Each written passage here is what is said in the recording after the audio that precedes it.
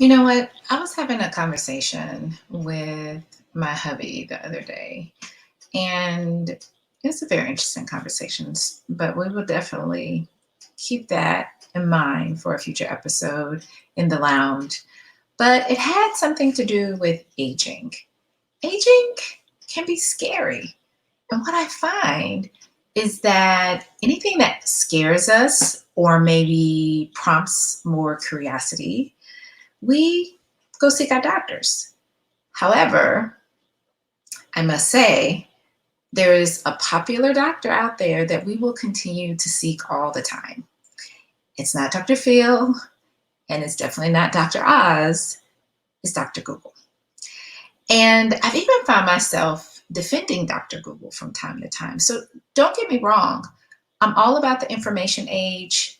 I'm in total agreement of the access of knowledge and just all the information that we have at our fingertips, literally. But it's how we use that information. How does it apply to us? How do we use it to fulfill our curiosities? And most importantly, to take away the fear, the fact that aging is scary oftentimes can lead us to looking in various spaces that might be misinformation as well. I'm Dr. Larissa. I'm an integrative gynecologist and a menopause health expert.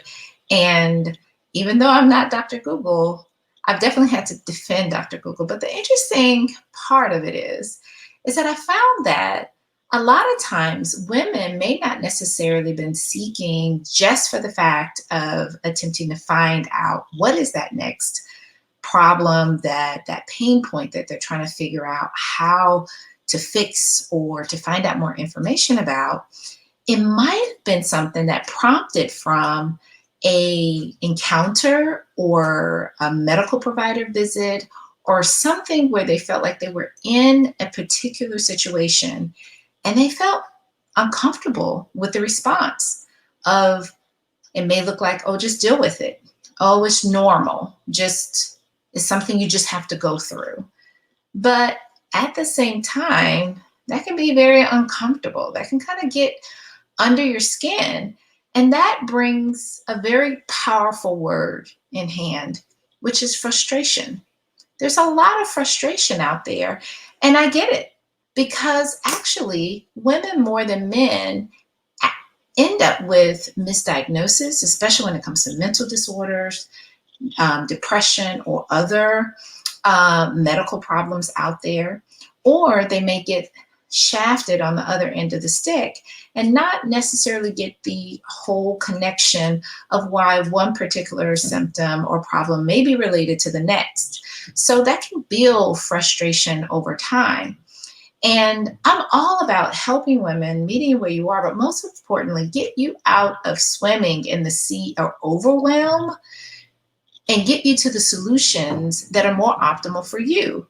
Because aging is scary. Going through perimenopause and beyond, and especially in the menopausal zone, it's like, wait a minute, you know it's going to happen. It's like you know it's there, it's coming, it's across the bridge, but it's one of those things, hey, if it's not sitting and slapping you across the face, we'll just deal with it when we get to that bridge. But to be more strategic and really get to the bottom line of it, I want to get you out of Dr. Google search bar. I want to get you down to more strategy. So this has been part of the series of the Smart and Sexy Strategy, me unfolding what I do to approach so you can enter this stage, this beautiful stage of life, with less fear, less scary, and feel like it can be the second act, the best part of your life. And most importantly, knowing that you have someone to guide you, someone to actually build a framework that can work for you. So in the last episode, back in the lounge, we talked about the first part of what that looks like, which is the discovery zone. And in short, that helps us recognize the who and the why behind it. So yes, you might be dealing with the battle of the bulge, you may be dealing with hot flushes, night sweats, And yes, if you're dealing with a complete sick care model, there are definitely tools holistically and traditionally that can fix your problem. Check, done. All right. But most of us, if we're talking about aging fearlessly, aging beautifully, because you're beautifully and wonderfully made, then it needs to be approached with a better strategy. Why? Because women are impacted more by autoimmune disease, mental disorders, cardiovascular problems, and our risk of cancer, just breast cancer itself. The biggest risk is age, right? So the second component of the strategy has to do with what I like to call the definition zone. We've dealt with who you are, the why behind it, really discovering those areas that are going to redefine what those next steps need to look like. And in the definition zone, it elaborates more the what. What can be done that is different from before? What are those blind spots or those gaps of which someone else may have overlooked that's going to help fine tune what's best for you? So these are three things that I do across the board because it identifies something that is not cookie cutter, and it definitely individualizes a plan that works for you. I think all women should get epigenetic testing or some kind of evaluation of your DNA blueprint, because we know that DNA or the genome has been one of the most powerful discoveries in our lifetime, but it'll be good to apply it. Understand how are these things connected. And epigenetics not only looks at that DNA blueprint in a certain way, it actually tells you a lot more about what are those significant variables about you and how your DNA is expressed. And that is where you can use different components of that to individualize how to address your healthcare delivery. And this can have tremendous impact where you can fix one problem, hot flushes and night sweats, but know that you can create a lifestyle of really a design, a change that works best for you. Guess what? No more patchwork in the Google bar, right? The second thing is identifying that, you know what? It's interesting. We talk about standard of care, right? We talk about standard of care, which is great because it should be a standard. But it's interesting. A standard mattress, most people want luxury, right? If you have a standard type, most of the time there's elements of a more advanced form or a more optimal way of looking things. And so that's the same way that we look at testing. A lot of the routine testing in the traditional setting is nothing wrong with it. It actually covers all the bases that are definitely sound and can be found in evidence. But if we're talking about optimal testing, really understanding what are your trends, what are your key performance indicators, that's where mainly the insights of the what really makes a difference.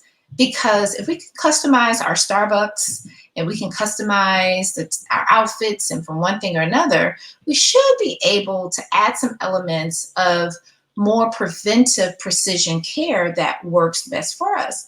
And optimal testing looks a certain way than just your regular pap smear and mammogram as your wellness visit. Okay, there's screening tests for cancer, right? So what about the screening test to make sure that you are living the best version of yourself and reduce risk over time? Those are two different things, right? And then the third part is avoiding the pitfalls.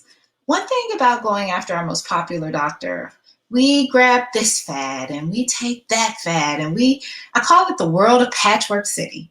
We start patching and doing and, in the world of what we term biohacking now, which is great because part of it is experimenting and seeing what works for you.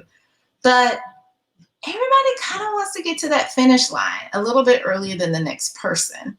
And so if you're patchworking from one segment to the next, it can be a little frustrating. So going right back to the Google search bar again. All right. So if we're really strategizing and really understanding that zone of We found out, discovered who, the why, what are some of those gaps and identifiers before really uncovering and unfolding the peels of that onion of the what works for you. Then that becomes smart. That becomes sexy, right? Because I believe women, you heal women, you heal the world.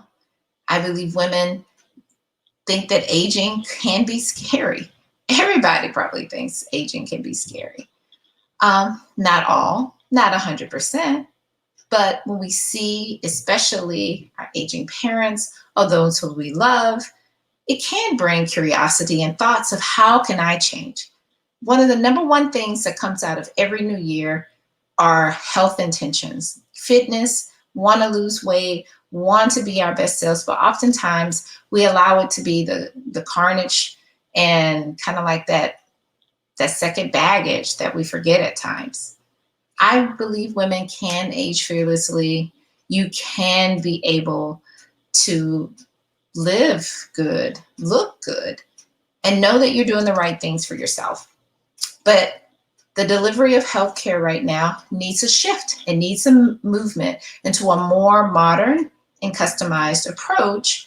And even if it's something that you're even thinking about, even considering, just know that in this paradigm of where we stand right now, there are many things that you can do, that you can choose to do, that are outside of your routine Google bar.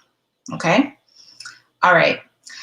What I want you to do with this video, hopefully it's set on you. I want you to comment below of an experience that you have had in perimenopause and menopause that was a little hairy, a little scary, and you weren't quite sure about. All right? Comment below, subscribe, and share. All right? I'm Dr. Larissa. I'm an integrative gynecologist and a menopausal health expert. And welcome to the lounge. Meet me here every Thursday at 7 p.m.